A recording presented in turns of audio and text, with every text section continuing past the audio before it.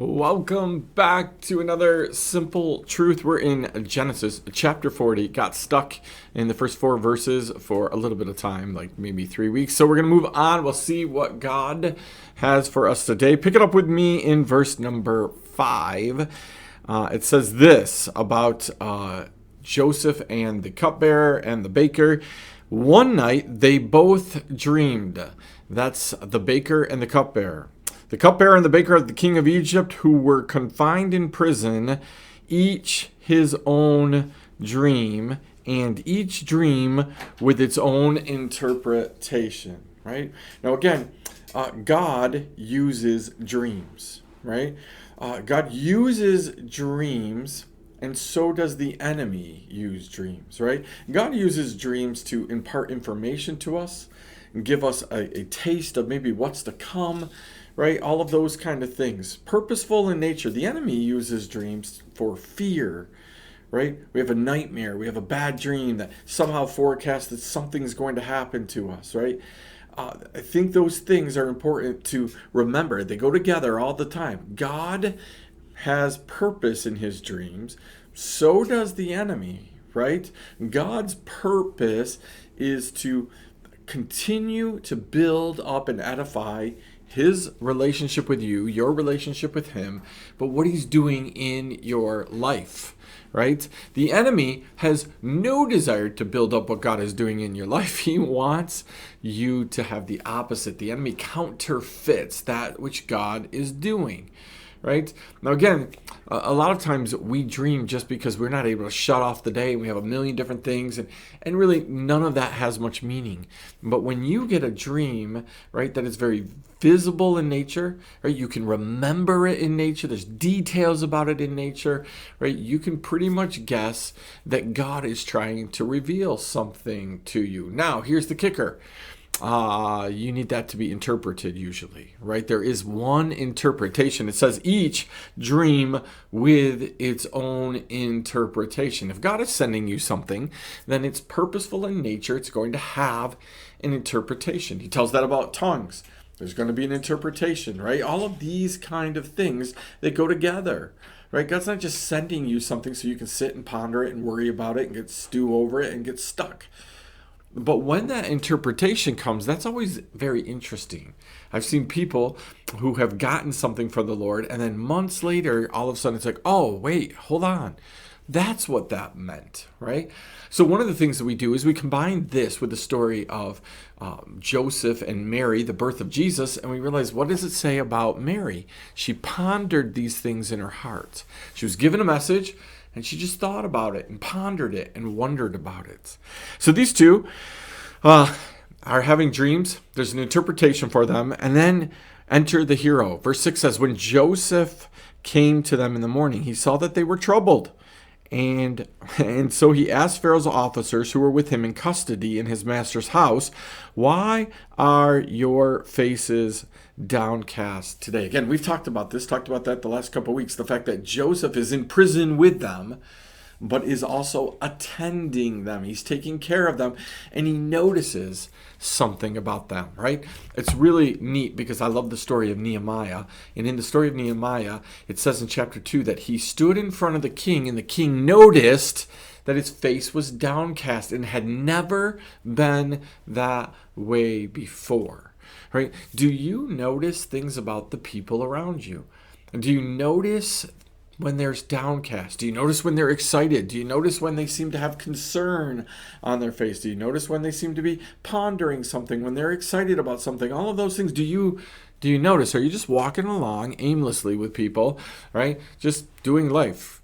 I think if you want an exercise that has some value in it, the next time you go to a grocery store, you go to Walmart or someplace like that, just watch some people's faces and see, can you negotiate through what it is that they're going through, right? Without them ever saying a word. Can you look at their faces and can you say, hey, you must be doing this, right? It's like when somebody is getting a text message, right? Or a picture, a family picture, something, and you look at their face and you go, wow, look at, they must be getting something good. And then you're having to film and then you're wondering what it is that they're thinking about, right? That happens all the time down here, right? That we have people who are sitting at a little table behind us and they're filming and they're filming us, but they have time to do other things. So while we're working, they're playing, right? And so you're wondering, you're with anticipation, right? My good friend Robbie sits back there sometimes and listens, and he's always on his computer or he's on phone or doing all these things. And you're like, well, what's Robbie doing? Like, why has he got that look on his face, right? So we're constantly given the opportunity to know that something's up with somebody without ever even having to have them say anything. That's the cool thing about friends, good friends, right? Good friends know. Why? Because they pay attention. They pay attention not to what somebody's doing, but the whole countenance of a person. So Joseph, he notices, and guess what? He doesn't notice and then go talk to somebody else about it. Like, hey, did you see that the cupbearer and the baker, like, they seem a little off today. Don't you think we should pray for them? Like, none of this happens here, right? Joseph doesn't go and tell his good friends, like, hey, have you heard the gossip yet? What's going on with these guys, right? He does what you and I are called to do, directed to do, right? He says to them, why are your faces downcast today? And they said to him, we have had dreams, and there's no one to interpret them, right? Now, that's an amazing, amazing statement, because you know what? Lots of us are in that way. We've had a dream, and we can't figure it out, right? Now, that doesn't matter whether God's given us a vision of something, an actual dream at night, whether he's laid something upon our heart, but we just don't know why. Sometimes that works with a feeling. Do you ever get one of those feelings about somebody and you're just like, I don't know why, but you're just on my heart and I got to pray and I got to pray and I got to pray and I got to pray for you, and you don't know why. You know what you're waiting for? You're waiting for the interpretation of that feeling. You're waiting for God to reveal why you had that feeling. Whenever you watch people get stuck in a moment, right? That's what we're waiting for. What's the revelation? Why are you stuck? I ask people that all the time, right? I'm like, what? What's God saying to you, right? Now, again, one of the things with interpretation is we're usually worried that we're going to do it wrong, right? What if I say the wrong things to them? What if I tell them this? What if I tell them that? So we always talk in generalities, or we talk in, hey, this might be. It might be the case that if you've been praying for God to provide $50 for you, and you walk out in your pasture where there's nobody else walking, and all of a sudden $50 appears on the ground, it's a pretty safe bet that the interpretation of that moment is God provided your $50 for you.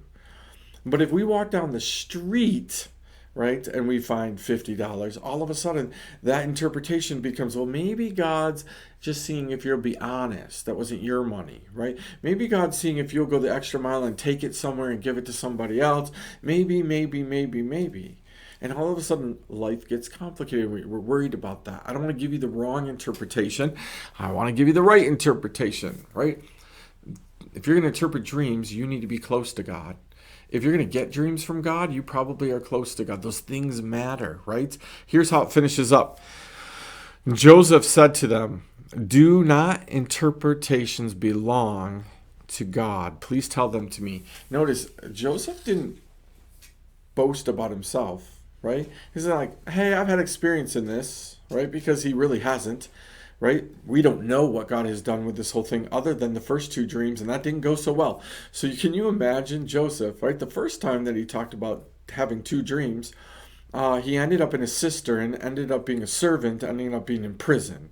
Right? So what do you think he's thinking right now? Like, the last time I talked about dreams didn't go so well for me, right? So do you think he's thinking right now, like, yeah, sign me up for this. Like, I'll be happy to talk about them with you.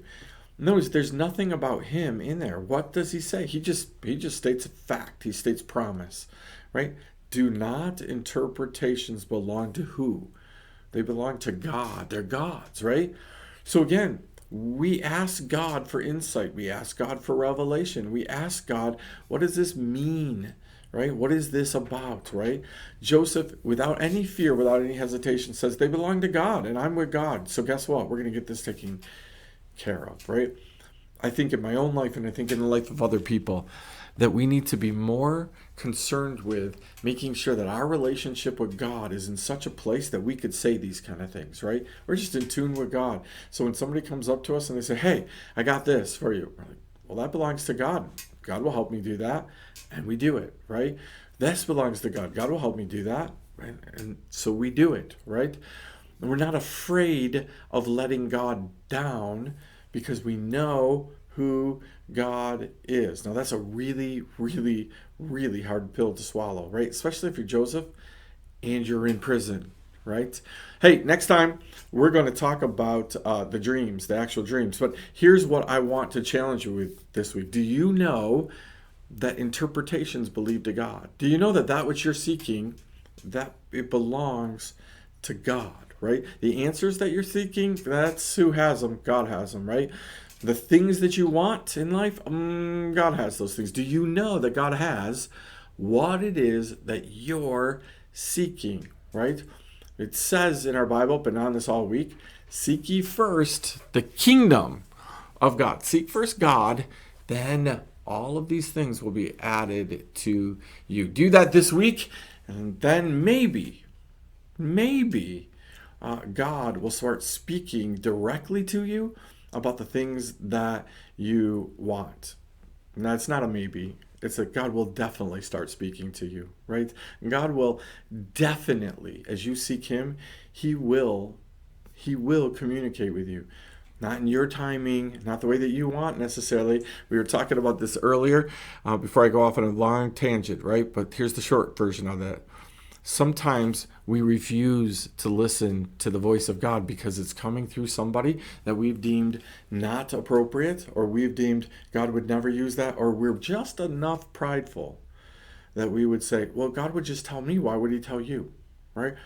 I'm not saying God's telling anybody stuff for you, but God can speak through those people, right? He can give you an eye-opening experience, a scrunchy face, if you will, about the things that you're searching for. Join me next time. Simple Truth.